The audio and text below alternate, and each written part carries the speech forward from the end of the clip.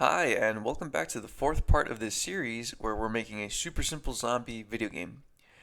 Hope you've been following along for this one. Today's episode is going to be going over inheritance and making it so that zombies and humans both share certain variables and functions, and it's just going to make this code a little bit better and less redundant.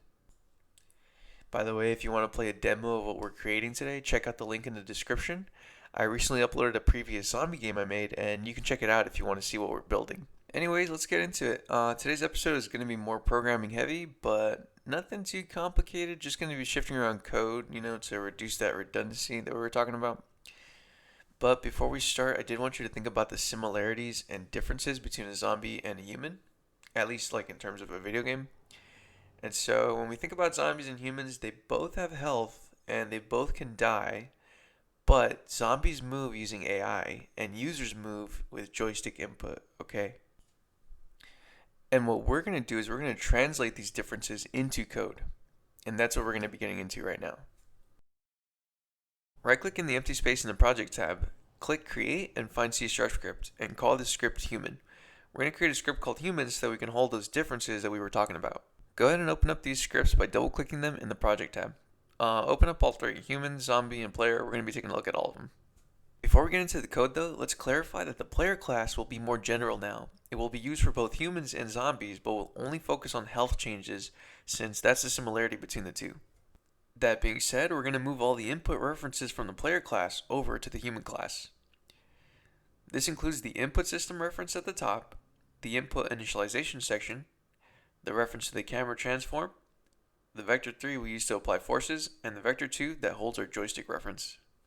We're also going to move the getComponent call in the player start function over to the human start function. Just make sure to leave the rigid body call and the health initialization alone in the player start function. Next, we're going to grab the input grabs from the player update function and move them to the human update function, and the call to the move function itself in the player fixed update over to the human fixed update. Make sure to move the move function itself over too. And so now you're probably noticing those errors in the move function. Let's take this opportunity to create this inheritance link between the player and the human. Change mono behavior to player, and now the human class inherits from the player class. We're still getting an error, and this is because the human class wants to reference the rigid body from the player class, but it does not have access to it. Go back to the player class and change the access rights of the rigid body from private to protected. Private means that only the parent class can use the variable, but protected means child classes can access it too. If you're curious, public means that anyone can access it. In that same way, we're going to make our speed variable protected as well. And since the player class has empty update functions, let's remove them, then head over to the zombie class. Let's make it a child of the player class too, and while we're here, let's update the onCollisionEnter functions so that it references our new human script instead of the player script. In onCollisionEnter, we're going to look for the human script that is attached to the collider that the zombie has touched. So when the zombie touches the human player, it will find that human script and then call the damage function that's attached to it. We can go ahead and pass in the normal of the first contact point as well between the zombie and the human player. This is just an arrow that points away from where they touched, and since the player is going to be propelled opposite of this direction, we can negate the normal. Let's talk about the damage function and its versatility. Right now, it takes it in a direction in order to push the human player away, but this may be overtaxing for its use. When you think about applying damage, you expect some damage value that will be deducted from the player's health, and perhaps a check to see if the player is dead. The addition of this pushing away function isn't necessarily related to doing damage, and thus we should give it its own separate function. I've added a public function called push, and you can make it protected if you want, but that level of permission isn't required. Move the add force push code from damage into this function. We can now modify the damage function to take in an integer value that will act as the damage that is applied when the player is hit. Back in the zombie class, we can now modify the onCollisionEnter function to call both the damage function followed by the push function. When we press play, we get a null reference error. That means one of the components in our human move function wasn't instantiated. It's trying to add force to the rigid body, but the rigid body is null. This has to do with inheritance and the start function. Right now, there are two separate start functions between the child human class and its parent player class. The player class is in charge of instantiating, or getComponenting, the rigid body in its start class. The human, however, overwrites that start function using its own start function. We can fix this by changing the player start function from private to protected virtual. This will allow the child human class to add on to that function. In both the human and zombie classes, change their start functions from private to protected override.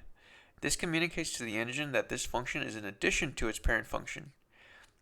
Use the line base.start to ensure that the parent start function is called and that the rigid body is instantiated. And now when we press play, we get hit 5 times and we die. Or do we? Ooh.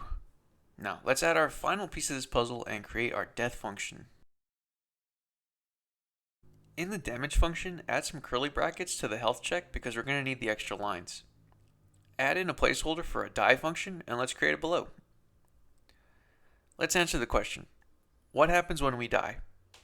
Well, you stop moving and you have no collision. To do that in Unity, we can turn off gravity for the rigid body, make it kinematic, and turn off collision from its collider. To turn off collision, make a reference to the capsule collider above, and use getComponent to initialize it. Once that's done, set its enabled value to false to disable the collider. This is the equivalent of checking it off in the editor. Lastly, disable the script itself so that it stops receiving directions, and you're done. Alright, thanks for watching. Hope you learned something. As you can see, the death function works for stopping the player, but you'll see in the next video how this comes into play with dealing with the AI. As always, like the video and subscribe so you can be notified of the next video. This video is a part of a series, so make sure to go back and watch the rest if you want your project to be synced up with the episodes. I usually upload the completed project onto Git so you can download the project yourself, but I maxed out my Git upload bandwidth, so this version won't be up for a while. Episodes 3's version is up though, so download that one if you want to be caught up, and check out the links in the description if you want to check out my TikTok. I post some other 3D modeling stuff on there, and I recently uploaded a video game I made called Lido Baby, so check that out if you want to have a little bit of fun picking up trash. Other than that, have a good day and stay tuned for the final video coming soon. Going over grenades, weapon fire, and the game over screen. Have a good day.